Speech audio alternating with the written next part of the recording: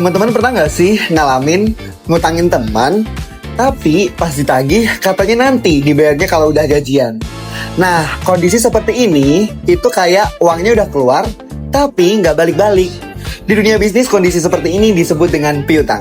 Halo guys, perkenalkan kami dari kelompok 5. Pada video kali ini, kita akan menyampaikan materi tentang piutang. Tentunya dengan gaya yang santai dan juga mudah untuk dipahami.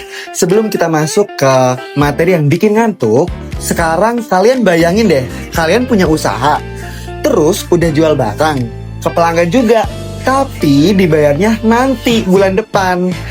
Nah, pembayaran di bulan depan ini nanti, itulah uangnya yang disebut dengan piutang. Jadi, apa sih piutang itu? Yuk, kita bahas lebih lanjut. Kalau di dunia akuntansi, piutang adalah hak perusahaan untuk menerima uang dari pihak lain akibat transaksi yang sudah terjadi sebelumnya. Bahasa gampangnya itu, perusahaan sudah memberikan barang atau jasa, tetapi uangnya itu belum diterima. Misal, PT Maju Jaya menjual laptop seharga 10 juta secara kredit kepada pelanggan.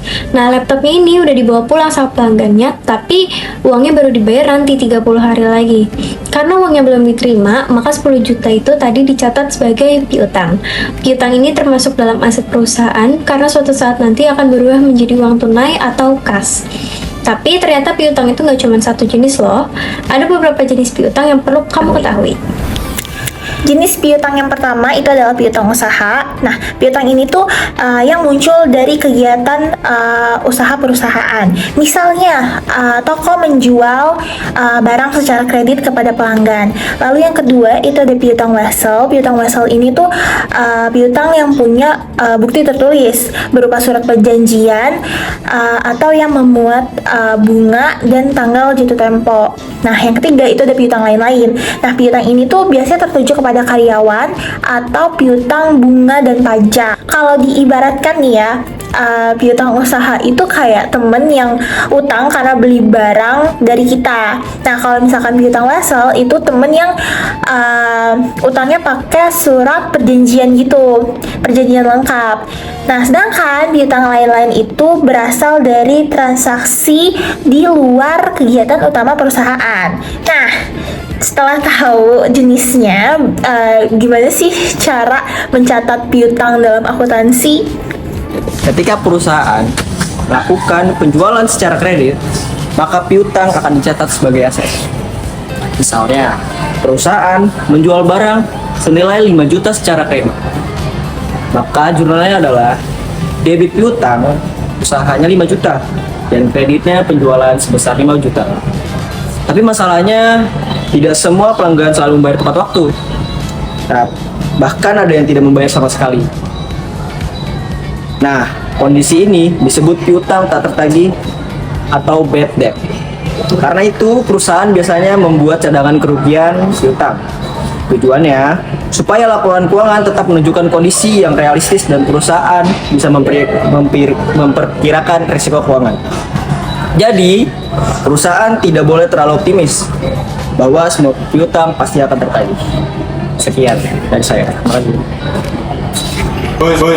Coba bayangin teman-teman, kalau sebuah perusahaan memiliki piutang miliaran rupiah, tapi nggak ada satupun yang bayar. Kebayang nggak? Kelihatannya sih perusahaannya itu kaya ya, tapi sebenarnya perusahaan itu aja kesulitan karena uang tunai pun satu pun nggak ada. Itulah kenapa teman-teman, piutang itu sangat penting untuk dikelola oleh sebuah perusahaan. Karena perusahaan itu harus memastikan bahwasannya pelanggan yang diberikan kredit atau pelanggan yang memiliki piutang tersebut itu membayar secara rutin, dan kita harus mengingatkan juga kepada pelanggan tersebut untuk melakukan pembayaran. Dan yang terakhir juga kita harus mengevaluasi kepada pelanggan-pelanggan yang diberikan piutang tersebut. Selain itu juga perusahaan nggak boleh dong memberikan piutang atau memberikan kredit kepada pelanggan-pelanggan sembarangan. Perusahaan itu harus juga memberikan dan melakukan pertimbangan kepada orang-orang yang dapat atau layak diberikan kredit tersebut. Oleh karena itu teman-teman, perusahaan harus melakukan pengelolaan piutang secara baik dan benar.